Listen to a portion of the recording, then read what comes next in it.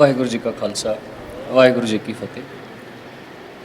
ਇੱਕ ਬੜਾ ਹੀ common question, being a parents, being a father, ਅੱਜ ਦੇ ਸਮੇਂ ਦੇ ਵਿੱਚ ਜਾਂ ਅਗਰ ਮੈਂ ਕਹਾਂ ਕਿ ਪੁਰਾਣੇ ਸਮੇਂ ਦੇ ਵਿੱਚ ਜਦੋਂ ਅਸੀਂ ਆਪਣੇ ਮਾਪਿਓ ਦੇ ਕਹੇ ਅਨੁਸਾਰ ਅਸੀਂ ਉਹਨਾਂ ਨੂੰ ਵਾਚ ਕਰਦੇ ਸੀ ਕਿ ਜੋ ਉਹਨਾਂ ਨੇ ਗੁਰਬਾਣੀ ਪੜ੍ਹੀ, ਮੇਰੇ ਦਾਦਾ ਜੀ, ਮੇਰੇ ਨਾਨਾ ਜੀ, ਤਾਂ ਅਸੀਂ ਉਹਨਾਂ ਵੱਲ ਦੇਖਦੇ ਹੋਏ, ਆਪਣੇ ਪੇਰੈਂਟਸ ਵੱਲ ਦੇਖਦੇ ਹੋਏ ਅਸੀਂ ਗੁਰਬਾਣੀ ਨੂੰ ਬੈਠ ਕੇ ਜਪਜੀ ਸਾਹਿਬ ਜਾਂ ਹੋਰ ਬਾਣੀਆਂ ਨੂੰ ਅਸੀਂ ਕੰਠ ਕੀਤਾ। ਲੇਕਿਨ ਜਿਵੇਂ ਜਿਵੇਂ ਸਮਾਂ ਬੀਤਦਾ ਗਿਆ, ਜਦੋਂ ਖੁਦ ਪੇਰੈਂਟਸ ਬਣੇ, ਬੱਚੇ ਹੋਏ, ਬੱਚਿਆਂ ਦੀ ਸਟੱਡੀਜ਼ ਇੰਨੀ ਕੁ ਅੱਜ ਕੱਲ੍ਹ ਜ਼ਿਆਦਾ ਹੋ ਗਈ, ਇੰਨਾ ਕੁ ਜ਼ਿਆਦਾ ਕੰਪੀਟੀਸ਼ਨ ਹੋ ਗਿਆ due to lack of time. ਅੱਜ ਅਗਰ ਅਸੀਂ ਚਾਹੁੰਦੇ ਵੀ ਹੋਈਏ ਵੀ ਚਾਹੇ ਘਰ ਗੁਰੂ ਗ੍ਰੰਥ ਸਾਹਿਬ ਦਾ ਪ੍ਰਕਾਸ਼ ਵੀ ਹੈ, ਵੀ ਬੱਚੇ ਵੀ ਗੁਰਬਾਣੀ ਨੂੰ ਬੈਠ ਕੇ ਪੜ੍ਹਨ, ਸਮਾਂ ਲਗਾ ਕੇ ਕੰਠ ਕਰਨ, ਬਟ ਫਿਰ ਵੀ ਕਿਤੇ ਨਾ ਕਿਤੇ ਉਹ ਕਮੀ, ਉਹ ਚੀਜ਼ ਫਿਰ ਵੀ ਰਹਿ ਜਾਂਦੀ ਹੈ। ਔਰ ਕਿਤੇ ਨਾ ਕਿਤੇ ਸਾਡੇ ਦਿਲ ਦੇ ਵਿੱਚ ਆਉਂਦਾ ਹੈ ਕਿ ਅੱਜ ਉਹ ਬੱਚੇ ਨਹੀਂ ਕਰ ਪਾਉਂਦੇ, ਔਰ ਆਪਣਾ ਪੁਰਾਣਾ ਟਾਈਮ ਫਿਰ ਯਾਦ ਆਉਂਦਾ ਹੈ ਕਿ ਅਸੀਂ ਵੀ ਤਾਂ ਕਰ ਲੈਂਦੇ ਸੀ। ਉਸ ਦਾ ਸੋਲਿਊਸ਼ਨ ਜਿਹੜਾ ਹੈ ਉਹ ਚਾਹੇ ਸਾਨੂੰ ਪਤਾ ਵੀ ਹੋਵੇ, ਬਟ ਫਿਰ ਵੀ ਉਹ ਐਪਲੀਕੇਬਲ ਜਾਂ ਇੰਪਲੀਮੈਂਟ ਨਹੀਂ ਹੋ ਪਾਉਂਦਾ। ਤੋ ਉਹ ਚੀਜ਼ ਜਿਹੜੀ ਹੈਗੀ ਮੈਂ ਜ਼ਰੂਰ ਚਾਹੁੰਦਾ ਪੇਰੈਂਟਸ ਵਾਸਤੇ ਵੀ ਐਜ਼ ਵੈਲ ਐਜ਼ ਬੱਚਿਆਂ ਵਾਸਤੇ ਵੀ, ਉਹ ਜ਼ਰੂਰ ਉਸ ਦਾ ਤੁਸੀਂ ਸੋਲਿਊਸ਼ਨ ਜਿਹੜਾ। ਤੁਹਾਡਾ ਕੀ ਨਾਮ ਹੈ? ਹਰਿੰਦਰਪਾਲ ਸਿੰਘ। ਅਸੀਂ ਜਦੋਂ ਤੱਕ ਪੇਰੈਂਟ ਨਹੀਂ ਬਣੇ ਹਾਂ ਤਾਂ ਤੱਕ ਤੇ ਅਸੀਂ ਇਹ ਕਹਿ ਸਕਦੇ ਹਾਂ ਵੀ ਮੈਨੂੰ ਆਪਣੇ ਮਾਤਾ ਪਿਤਾ ਦਾ ਕਹਿਣਾ, ਆਪਣੇ ਬਜ਼ੁਰਗਾਂ ਦਾ ਕਹਿਣਾ ਮੰਨਣਾ ਚਾਹੀਦਾ ਹੈ। ਪਰ ਸਾਡੇ ਵੇਲੇ ਕੰਪਿਊਟਰਸ, ਸੈੱਲ ਫੋਨਸ ਔਰ ਇੰਟਰਨੈਟ, ਈਵਨ ਟੀਵੀ, ਇਹ ਸਭ ਕੁਝ ਨਹੀਂ ਸੀ। ਸਾਡੇ ਵੇਲੇ ਵੱਧ ਤੋਂ ਵੱਧ ਰੇਡੀਓ ਸੀ। ਉਹ ਵੀ ਰੇਡੀਓ ਇਤਨੇ ਸਾਰੇ ਨਹੀਂ ਸਨ ਕਿ ਸਾਰੇ ਸੁਣਨ, ਤਾਂ ਇੱਕ ਰੇਡੀਓ ਛੋਟਾ ਜਿਹਾ ਟਰਾਂਸਿਸਟਰ, ਉਹ ਵੀ ਸਾਰੇ ਪਰਿਵਾਰ ਨੇ ਸੁਣਨਾ, ਇਸ ਕਰਕੇ ਕੋਈ ਇਕੱਲਾ ਲੈ ਕੇ ਨਹੀਂ ਸੀ ਸੁਣ ਸਕਦਾ। ਸੋ ਉਸ ਵੇਲੇ ਡਿਸਟਰੈਕਸ਼ਨ ਦਾ ਟਾਈਮ ਘੱਟ ਸੀ। ਅੱਜ ਡਿਸਟਰੈਕਟ ਕਰਨ ਵਾਲੀਆਂ ਬਹੁਤ ਚੀਜ਼ਾਂ ਹੋ ਗਈਆਂ ਨੇ, ਵਾਕਈ ਲੈਕ ਆਫ ਟਾਈਮ ਬਣ ਗਿਆ।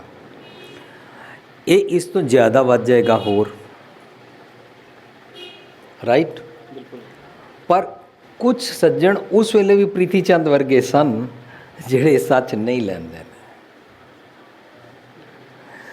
ਕੁਝ ਸੱਜਣ ਅੱਜ ਦੀ ਡੇਟ ਵਿੱਚ ਵੀ, ਇਤਨੇ ਬਿਜ਼ੀ ਪੀਰੀਅਡ ਵਿੱਚ ਵੀ ਸੱਚ ਲੈਣ ਦਾ ਯਤਨ ਕਰਦੇ ਹਨ। ਸੋ ਇਹਦਾ ਮਤਲਬ ਮਨੁੱਖ ਦੀ ਮਨ ਦੀ ਜਿਹੜੀ ਬਿਰਤੀ ਹੈ, ਸਾਈਕੀ ਹੈ, ਉਹ ਸਬਜੈਕਟ ਟੂ ਹੈ, ਆਊਟਰ ਚੀਜ਼ਾਂ ਨਹੀਂ ਹੈ। ਉਹ ਹੈ ਸਬਜੈਕਟ ਟੂ ਉਹਦੀ ਇੰਟੈਂਸ਼ਨ, ਉਹਦੀ ਭਾਵਨਾ, ਉਹਦਾ ਭਾਵ, ਉਹਦਾ ਖਿਆਲ, ਉਹਦੀ ਡਿਜ਼ਾਇਰ, ਹੈ ਨਾ, ਉਹਦੀ ਅੰਦਰੋਂ ਮੰਗ ਦਰਅਸਲ ਕੀ ਹੈ, ਉਹਦੇ ਮੁਤਾਬਕ। ਸੋ ਜਦੋਂ ਅਸੀਂ ਪੇਰੈਂਟ ਬਣ ਜਾਂਦੇ ਹਾਂ ਤਾਂ ਸਾਡੇ ਕੋਲ ਇੱਕੋ ਹੀ ਤਰੀਕਾ ਰਹਿ ਜਾਂਦਾ ਹੈ ਕਿ ਮੈਂ ਵੱਧ ਤੋਂ ਵੱਧ ਸੱਚ ਨੂੰ ਸਮਝਾਂ ਅਤੇ ਸੱਚ ਨੂੰ ਜੀਵਾਂ। ਬੱਚਿਆਂ ਦੇ ਵਾਸਤੇ ਜੋ ਮੈਸੇਜ, ਉਹ ਕਿਉਂਕਿ ਮੈਂ ਸੱਚ ਨੂੰ ਲਵਾਂ ਅਤੇ ਸੱਚ ਨੂੰ ਜੀਵਾਂ। ਉਸ ਤੋਂ ਇਲਾਵਾ ਮੈਨੂੰ ਸਮਾਂ ਪ੍ਰਾਪਤ ਹੋ ਸਕੇ, ਇਹ ਮੈਂ ਖੜਾ ਕਰਨਾ ਚਾਹਾਂਗਾ ਮੇਰੇ ਵੀਰ ਪੁਸ਼ਪਿੰਦਰ ਸਿੰਘ ਜੀ, ਇੱਕ ਮਿੰਟ ਇੱਥੇ ਖੜੇ ਹੋਣਾ। ਇਹਨਾਂ ਦੀ ਬੱਚੀ ਨੂੰ ਸੰਸਕ੍ਰਿਤੀ ਸ਼ਲੋਕ ਯਾਦ ਹਨ। ਉਹ ਇਸ ਵੇਲੇ 5 ਸਾਲ ਦੀ ਹੈ।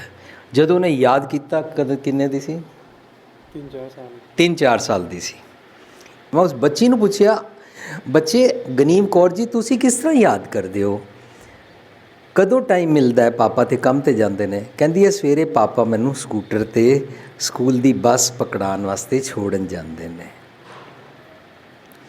ਪਾਪਾ ਜੋ ਮੈਨੂੰ ਪੰਕਤੀ ਸੁਣਾਉਂਦੇ ਨੇ, ਉਹ ਗਾ ਗਾ ਕੇ ਜਾਂ ਜਿਸ ਤਰ੍ਹਾਂ ਵੀ ਸੁਣਾਉਂਦੇ ਨੇ, ਮੈਂ ਬੜੇ ਧਿਆਨ ਨਾਲ ਸੁਣਦੀ ਹਾਂ। ਔਰ ਇੱਕ ਦਿਨ ਦੀ ਸੁਣੀ ਹੋਈ ਦੂਜੇ ਦਿਨ ਮੈਂ ਪਾਪਾ ਨੂੰ ਜ਼ਬਾਨੀ ਸੁਣਾ ਦਿੰਦੀ ਹਾਂ। ਇਹਨਾਂ ਨੇ ਟਾਈਮ ਕਦੋਂ ਕੱਢਿਆ? ਇੱਕ ਮੌਕਾ ਲੱਭਿਆ ਕਿ ਜਦੋਂ ਮੈਂ ਬੱਚੀ ਨੂੰ ਛੋੜਨ ਜਾ ਰਿਹਾ। ਇਹ ਜੀ ਉਹ ਮੌਕਾ ਇਹਨਾਂ ਦੀ ਪਤਨੀ ਨੂੰ ਮਿਲਦਾ ਹੋਏਗਾ, ਉਹ ਬੱਚੀ ਅੰਦਰ ਕੁਝ ਪਾਉਂਦੀ ਹੋਏਗੀ। ਇਹ ਜੀ ਮੌਕਾ ਬੱਚੀ ਦੇ ਦਾਦਾ ਦਾਦੀ ਜੀ ਨੂੰ ਮਿਲਦਾ ਹੋਏਗਾ, ਉਹ ਬੱਚੀ ਦੇ ਅੰਦਰ ਪਾਉਂਦੇ ਹੋਣਗੇ, ਹੈ ਨਾ। ਇਸ ਤਰ੍ਹਾਂ ਅਸੀਂ ਸਾਰੇ ਰਲ ਕੇ ਉਸ ਨੂੰ ਇੱਕ ਮਾਲ ਬੱਚੇ ਨੂੰ ਟਰਾਂਸਮਿਟ ਕਰ ਸਕਦੇ ਹਾਂ ਆਪਣੇ ਇਸ ਬਿਜ਼ੀ ਪੀਰੀਅਡ 'ਚੋਂ। ਇਸ ਤੋਂ ਬਾਅਦ ਉਹ ਲਵੇ ਜਾਂ ਨਾ ਲਵੇ, ਇਹ ਉਸ ਇੰਡੀਵਿਜੂਅਲ ਦੀ ਆਪਣੀ ਜਰਨੀ ਹੈ। ਯਾਦ ਵੀ ਕਰ ਲਵੇ, ਉਹਦੇ 'ਤੇ ਪ੍ਰੈਕਟੀਕਲ ਨਾ ਟੁਰੇ, ਹੋ ਸਕਦਾ ਯਾਦ ਵੀ ਕਰ ਲਵੇ, ਉਹਦੇ ਅਰਥ ਵੀ ਸਮਝਣੇ ਸ਼ੁਰੂ ਕਰ ਦੇਵੇ ਔਰ ਪ੍ਰੈਕਟੀਕਲ ਵੀ ਟੁਰੇ। ਉਹ ਪ੍ਰੈਕਟੀਕਲ ਟੁਰੇ ਜਾਂ ਨਾ ਟੁਰੇ, ਇਹ ਬਸ ਅਸੀਂ ਇੰਪੋਜ਼ ਨਹੀਂ ਕਰ ਸਕਦੇ ਹਾਂ। ਸਾਰੀ ਰਿਸਪੌਂਸਿਬਿਲਿਟੀ ਮੇਰੀ ਇਤਨੀ ਆਏਗੀ, ਤੂੰ ਬੀਇੰਗ ਏ ਪੇਰੈਂਟ ਆਪਣੇ ਵੱਲੋਂ ਸੱਚ ਨੂੰ ਮੈਕਸੀਮਮ ਸਮਝ ਅਤੇ ਸੱਚ ਨੂੰ ਮੈਕਸੀਮਮ ਜੀ। ਸੱਚ ਨੂੰ ਮੈਕਸੀਮਮ ਜੀਣ ਦਾ ਮਤਲਬ ਇਹ ਵੀ ਹੁੰਦਾ ਹੈ ਕਿ ਅਸੀਂ ਆਪਣੇ ਚਾਰੋਂ ਪਾਸੇ ਇੱਕ ਨਦੀ ਤਿਆਰ ਕਰਦੇ ਹਾਂ। ਇਸ ਨਦੀ 'ਚੋਂ ਜੋ ਵੀ ਚਾਹੇ ਪਾਣੀ ਪੀ ਲਵੇ, ਜੋ ਨਾ ਚਾਹੇ ਉਹਨੂੰ ਪਿਲਾ ਨਹੀਂ ਸਕਦੇ ਹਾਂ। ਭਾਵੇਂ ਉਹ ਮੇਰਾ ਬੱਚਾ ਹੋਵੇ, ਭਾਵੇਂ ਪੜੋਸੀ ਦਾ ਬੱਚਾ ਹੋਵੇ, ਭਾਵੇਂ ਦੁਨੀਆ ਦਾ ਕਿਸੇ ਦਾ ਵੀ ਬੱਚਾ ਹੋਵੇ। ਮੈਨੂੰ ਆਪਣੀ ਪੇਸ਼ੈਂਸ, ਆਪਣਾ ਸਹਿਜ ਸੰਤੋਖ, ਸਬਰ ਨਹੀਂ ਛੱਡਣਾ ਹੈ। ਜੇ ਮੇਰਾ ਬੱਚਾ ਮੈਨੂੰ ਆਪਣੀ ਮਾਂ ਦੇ ਸਾਹਮਣੇ, ਮੇਰੇ ਬੱਚੇ ਦੀ ਮਾਂ ਦੇ ਸਾਹਮਣੇ ਮਾਂ ਨੂੰ ਗਾਲਾਂ ਕੱਢਦਾ ਮੇਰਾ ਬੱਚਾ ਦੇਖੇਗਾ, ਤਾਂ ਮੇਰਾ ਬੱਚਾ ਇਹ ਵਾਲਾ ਵੀ ਮੰਦਾ ਖਿਆਲ, ਮੰਦੀ ਆਦਤ ਸਿੱਖ ਹੀ ਜਾਏਗਾ। ਇਹਦਾ ਮਤਲਬ ਮੈਨੂੰ ਹਰ ਵੇਲੇ ਚੇਤੰਨ ਰਹਿਣਾ ਹੈ।